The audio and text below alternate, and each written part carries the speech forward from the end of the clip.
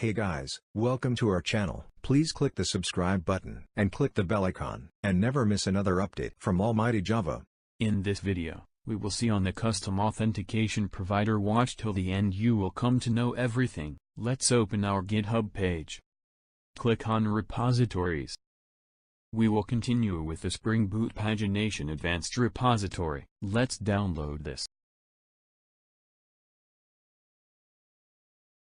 Unzip this file. Import this as a Maven project in Spring Source. Click on Finish. Imported successfully. Let's run this project and just to make sure everything is working fine or not.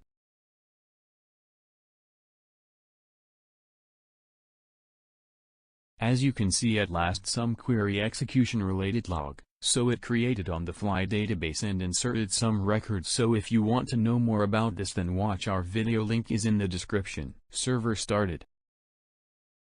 For time save, I already added bookmarks, so click on the second one. Login page come, now enter username and password.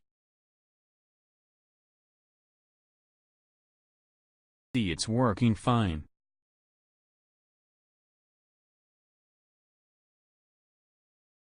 Now, as you saw, we implemented authentication and authorization using Spring Security. I will show you what are the things we added. So mainly two files, one comes under config and other under service implementation, so let's open both the file.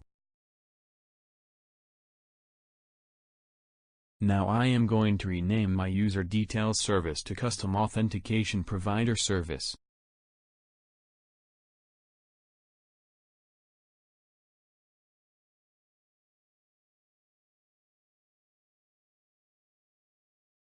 Let's add required changes. Now no need to implement user details service interface because it provides default way of authentication, and we are going to implement custom authentication, so instead of that we will use authentication provider interface.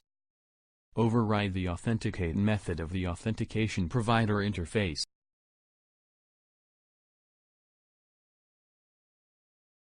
Declare username password authentication token as null.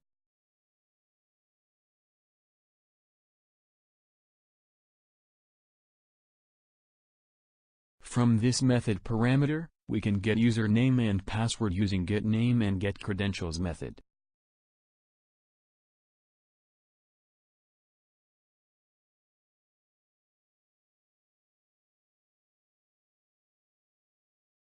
We are not going to use load by username method also. Anyhow, we removed user details service interface, so instead of that we will use authenticate method of the authentication provider. So use some of the code from this method. From this username, find a user object.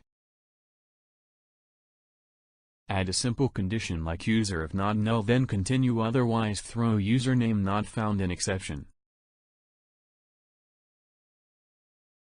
In the end, we will return an authentication token. Let's remove this method completely. Now add logic, so if the user is not null, then validate username and password with user object username and password. As you can see, now we are self-validating username and password. Previously that is taken care by user details service, so this part is completely hidden from us. So now based on your requirement you can customize also. Bcrypt class also can use, so no need of password encoder.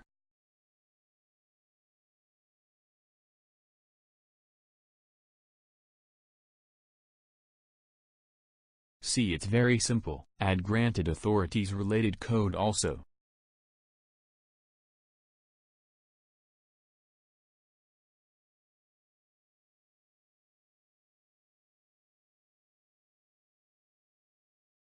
Now create username password authentication token object and pass user object of Spring Security.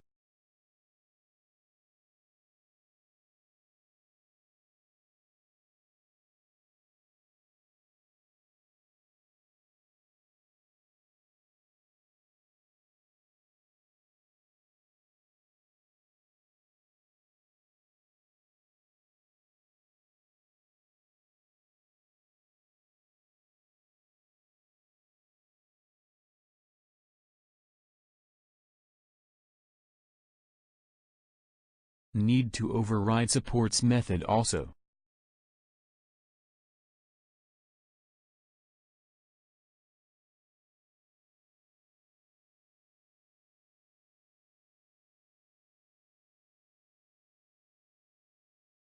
That's it for this class.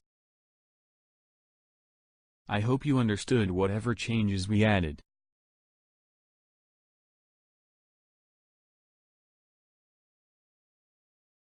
Now let's add required changes in Spring Security Config class also. Not many changes required.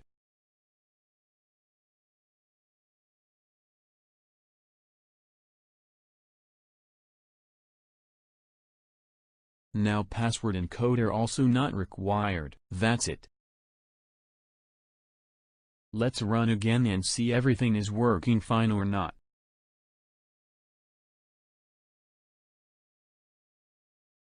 Server started.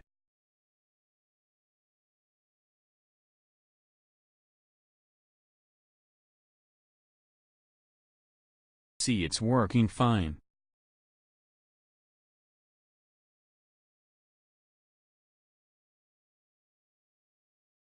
Let's review whatever changes we added.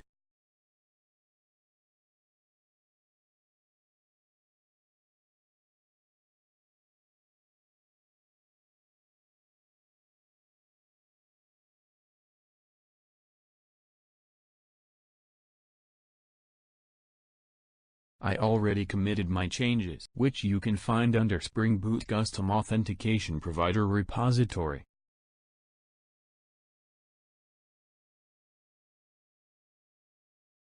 See, here it is.